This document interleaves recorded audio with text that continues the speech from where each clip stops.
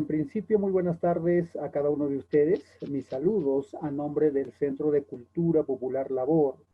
Labor es una asociación civil y por lo mismo formamos parte del movimiento ciudadano frente al cambio climático y desde hace 39 años venimos desplegando esfuerzos desde la ciudad de Cerro de Pasco, una ciudad que está ubicada a 4.380 metros sobre el nivel del mar en los Andes centrales, y por lo cual pues seguimos manteniendo el propósito de contribuir para una vida en armonía, obviamente, entre todos y todas. Decirles inicialmente de que de manera personal conocer algunos lugares del semiárido de Brasil y principalmente conocer las experiencias concretas sobre el aprovechamiento de las energías renovables y las políticas públicas también impartidas en el primer encuentro internacional sobre energías renovables, bueno, desarrollado en Cajazeiras, Brasil, prácticamente hace 2 años. Bueno, en realidad fueron muy provechosos para mí y de seguro también para todos y todas quienes hemos formado parte de este encuentro. Tanto así que nos hemos sentido motivados para seguir desarrollando investigaciones sobre esta temática, ahora sobre el caso peruano, principalmente para conocer primero en qué situación están nuestras normativas, a quiénes realmente viene beneficiando nuestras normativas peruanas, así como conocer algunas experiencias concretas en el caso del Perú. Esta motivación lo sentimos también conjuntamente con Augusto Durán, con quien coordinamos esta sistematización de las normativas y siempre con el acompañamiento del movimiento ciudadano frente al cambio climático. En ese sentido, pues, nos complace compartir con ustedes en esta oportunidad los resultados de esa sistematización, ahora plasmados en un libro denominado o titulado Análisis de la normativa peruana sobre la promoción de energías renovables, a quienes beneficia, experiencias. Esto pues esperando que esta información se derive como una herramienta más para la construcción de un marco regulatorio democrático, adecuado y justo frente a la transición energética, que es uno de los compromisos del primer encuentro. Pero en todo caso, estimado Augusto, adelante con la presentación. Te doy el pase. Perfecto, buenas tardes nuevamente con todas y todos. Muchas gracias, Wilmar. De hecho, que este pequeño documento es un esfuerzo en conjunto, ¿no? Con el Centro de Labor, que se animó a dar un paso más adelante, ya que no es que haya una normativa muy grande, no es que haya una normativa muy nutrida respecto a la promoción de las energías renovables en el Perú, pero como bien lo dijo Wilmar, es necesario partir de algo y para ello elaboramos en conjunto con Centro Labor este pequeño análisis que va a ser totalmente corto y va a ser muy difícil tratar de explicarlo en 10 o incluso menos minutos, pero vamos a dar algunas ideas fuerza de cómo surge este marco normativo, de qué aspectos buenos, malos tiene este marco normativo. Muchas gracias y comenzamos. Bueno, este pequeño texto trata de analizar un poquito toda la normativa respecto a las energías renovables desde 3 aspectos. El aspecto primero técnico, no hay que despegarnos nunca de eso, pero también respetando el aspecto ambiental y el aspecto por sobre todo social. Nosotros creemos que la energía debe dejarse de ver como solamente una cosa técnica, debe dejarse de ver como una mercancía, sino debemos de empezar a rescatar su impacto social, su impacto en el progreso, en el desarrollo de las y las personas en el mundo. Entonces, partimos con unos antecedentes. Como les comenté, el tema energético en el Perú es bastante amplio, pero de la década del 90 a la actualidad se marca un quiebre en toda la configuración de toda la normativa que existe respecto a la energía en general en el Perú. En el 90, como ya la mayoría lo sabe, en el Perú asciende al poder y ahora preso Alberto Fujimori, y con él empieza a implementar toda una serie de políticas completamente neoliberales. Esto va de la mano con una política de privatización total de todas las empresas energéticas, empresas extractivas que existían en el Perú, va de la mano con una precarización del gobierno, su rol fiscalizador queda muy bajo, prácticamente es inexistente en el día de hoy, y él da 3 leyes que son muy importantes conocerlas porque son las que marcan toda la actualidad energética en la que vive el Perú.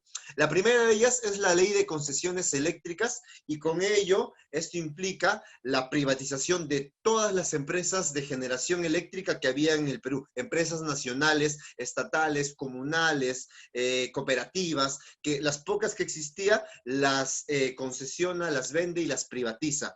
Segundo, Fujimori impone una nueva ley orgánica de hidrocarburos. ¿Qué quiere decir? Que Fujimori nuevamente empieza a encadenar al Perú hacia un futuro energético basado en la quema de combustibles fósiles, empieza a carbonizar más fuerte nuestra economía, empieza a hacernos muy dependientes de los hidrocarburos y los privatiza también. Con esto crea un peligro tremendo. ¿Por qué? Porque al privatizar estos hidrocarburos empezaba a estar estas fuentes de energía, entre comillas, en manos extranjeras y sobre todo las ganancias se iban hacia otros países. El Perú se quedaba con muy pocas regalías y, bueno, estas empresas no respetaban ningún estándar ambiental. Ya un poquito más adelante, sale una ley casi en el 2004, la ley para asegurar el desarrollo eficiente de la generación eléctrica. Esta ley también la da un expresidente que ahora también está preso por corrupción, es Toledo. ¿Qué pasa más o menos para el 2000-2004? En el Perú empieza el auge del gas natural. Entonces, Perú antes su energía se basaba en petróleo o en las grandes hidroeléctricas, pero comienza a haber un auge del gas natural. Entonces, ¿qué es lo que empieza a plantear el gobierno? Que toda la energía que utiliza el Perú empieza entonces ahora a cambiarse hacia una fuente de metano, de gas natural, el gas de camisea. Entonces, ¿qué es lo que pasa en el 2004? Nuestra matriz energética cambia, sí, sí cambia de matriz, pero no cambia sustancialmente de hidrocarburos hacia otro tipo de energía, hacia otro tipo de fuente, sino lo que pasa es que mixea, cambia únicamente de petróleo y grandes hidroeléctricas, cambia petróleo, grandes hidroeléctricas y sobre todo al gas natural. Entonces, en la actualidad, esta fotografía no ha cambiado en nada, sigue siendo la misma. ¿Qué es lo que pasa ya un poquito más adelante del 2004? En el 2008, disculpen, y acá ya viene la primera ley, digamos, que de alguna manera promueve de cierta forma el uso de energías renovables, y lamentablemente nos avergüenza como peruanos y peruanas decir que esta ley fue dada en el gobierno de un presidente que, si no está preso ahorita, es porque se suicidó hace poco. Y en el 2018, el Perú firma un tratado de libre comercio con Estados Unidos. Entonces, un tratado de libre comercio implica que tú necesites mayor cantidad de energía para que puedas producir mayor cantidad de mercancía.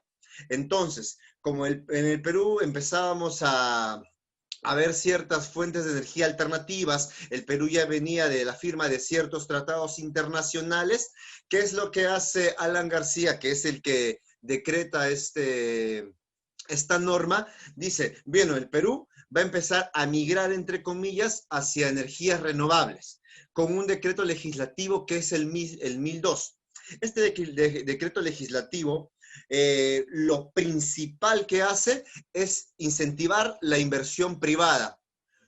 Solamente promueve la generación concentrada. ¿Qué quiere decir? Que solamente se centra a dar ciertas facilidades a las grandes empresas que antes generaban energía con gas natural, generaban energía con petróleo, generaban energía con las grandes hidroeléctricas. Les da facilidades para que cambien hacia energías renovables. Entonces, no cambia esta norma nueva, no cambia el espectro social, no cambia las normas de juego, no cambia las desigualdades que existían en la producción y uso de la energía. Lo único que cambia era la fuente y seguía, como siempre, dando muchas facilidades a los grandes productores que lucraban con la energía en el Perú.